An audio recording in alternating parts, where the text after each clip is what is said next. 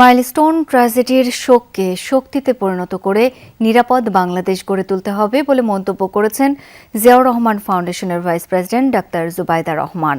আহতদের চিকিৎসা ও পুনর্বাসনে সরকারের সহযোগিতা অব্যাহত থাকবে বলে জানিয়েছেন স্বাস্থ্যমন্ত্রী সরদার সাখাওয়াত হোসেন।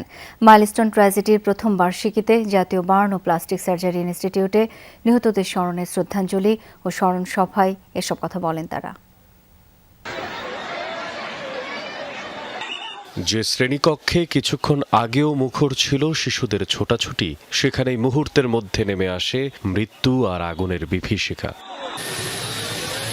২১ জুলাই ২০২৫ প্রথম দুপুর, আকাশ থেকে ছুটে আসা বিমানের বিকট শব্দে মুহূর্তেই আগুনের লেলিহান শিখা ছড়িয়ে পড়ে চারদিকে। ঝরে যায় ৩৬টি তাজা প্রাণ।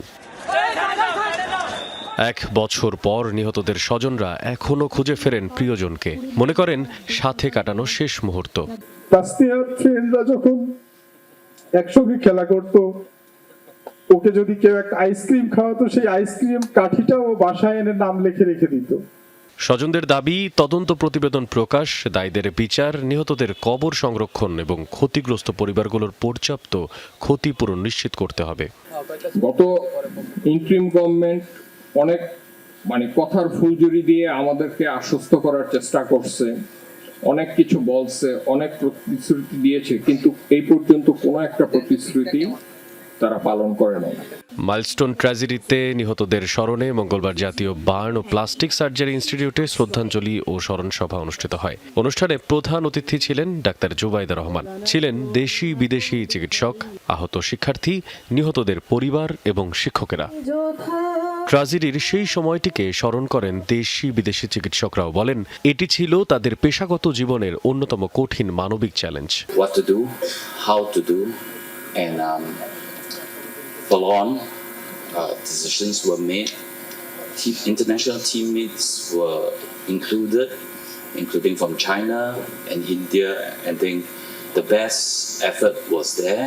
মাইলস্টোন ট্র্যাজেডি দেশের বার্ন চিকিৎসা ব্যবস্থার সক্ষমতা বাড়ানোর প্রয়োজনীয়তা সামনে নিয়ে এসেছে বলে জানান জাতীয় বার্ন ইনস্টিটিউটের পরিচালক। যে জিনিসটা সবচেয়ে গুরুত্বপূর্ণ বিষয়, সেটা হচ্ছে এই বার্ন প্রতিরোধ করা, অর্থাৎ অ্যাওয়ারনেস সৃষ্টি করা। অ্যাওয়ারনেস সৃষ্টি করার মাধ্যমে আমরা দেখেছি যে লাস্ট 10 to 20 ইয়ার্সের মধ্যে উন্নত দেশগুলোতে তাদের বার্নের সংখ্যা 50%-এর বেশি কমে গিয়েছে। স্বাস্থ্যমন্ত্রী বলেন, আহতদের চিকিৎসা, পুনর্বাসন এবং প্রয়োজনে উন্নত চিকিৎসার জন্য সরকার সব ধরনের সহযোগিতা অব্যাহত রাখবে। যারা এখনো ফলো আপে আছে, আমাদের ডাক্তাররা নিষ্ঠার সাথে বার্ন ইউনিটে কাজ করে যাচ্ছেন। এরপরেও যদি আরো কিছু উন্নততর চিকিৎসারও প্রয়োজন হয়, আমাদের সরকার, আমরা পিছিয়ে থাকবো না। প্রধান অতিথির বক্তব্যে ডাক্তার জুবাইদা রহমান বলেন, এই শোককে শক্তিতে রূপান্তর করে আরো মানবিক, আরো নিরাপদ বাংলাদেশ গড়তে হবে। বহু মানুষ এগিয়ে এসেছে আক্রান্তদের পাশে দাঁড়াতে।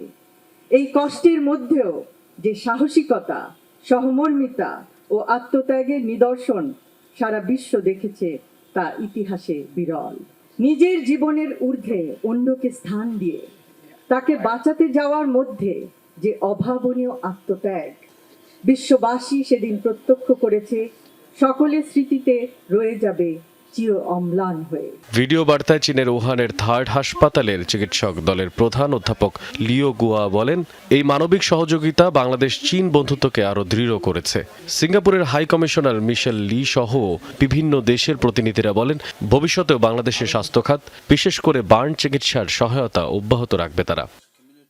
মশির অনিক, যমুনা নিউজ, ঢাকা।